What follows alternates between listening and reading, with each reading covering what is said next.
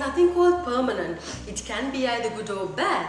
The same principle will be applicable for this pandemic as well. Without further ado, we'll jump into the topic. Hey, I'm Gayatri Randhani, a hospitality professional. We cannot control the winds, but we can adjust our sail. It's all about how we are looking at things. I feel that we have given enough and more time and effort to this pandemic. I believe this is going to be the best time to move on and restart the world. To do that, we have to be creative and positive. Tourism industry contributes 10% from the global GDP, whereas in Sri Lanka it's 4.9. As you can see, tourism is one of the strongest and it's a multi-billion-dollar industry. I know our industry is struggling to survive at this moment, but don't worry, we will rejuvenate soon. Now, the world is a global village. We won't survive as an isolated nation. We all are interconnected. People won't stop traveling. They might travel for leisure, pleasure, education or medicine. That means our industry will go on. This is the time to organize yourself. This is the time for innovation. This is the time to improve yourself. Be ready for the better tomorrow. With that note, I would like to highlight some of the areas that we can look into.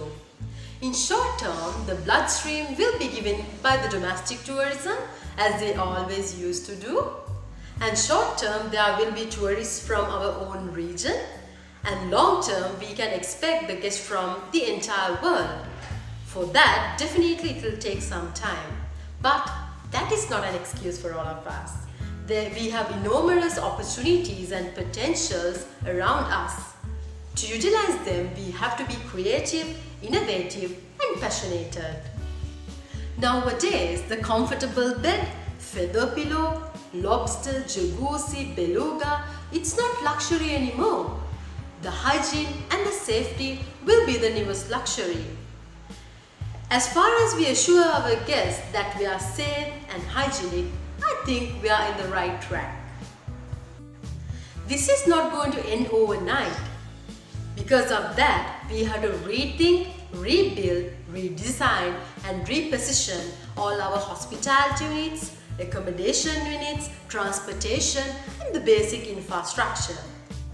My whole objective of this video is to spread out some positive energy and some thoughts with you. As a bonus, I have some tips with me. With this pandemic, people will travel as individuals or smaller groups. Also, there will be a lot of potential for these untouched tourism destinations. Furthermore, if you are planning to start up your own business in the accommodation sector, I have a small idea for you. That is called the apart hotels. That means there will be the personalized butler, personalized driver. If the guests want to make their own food, there will be the kitchen facility. If they want to wash their own clothes, there will be the laundry facility. So they will be spending a comfortable stay. Meantime, they are hygienic and safe. As a result, our tourism is going forward. We can always merge this apart hotel concept with wellness tourism, medical tourism and agro-tourism, whereas our guests can experience a stay with cleanliness, wellness and greenness. That was just a small tip. By contrast, the travel restrictions, limitations, lockdowns are quite good at the beginning of the pandemic because it's a shock at once.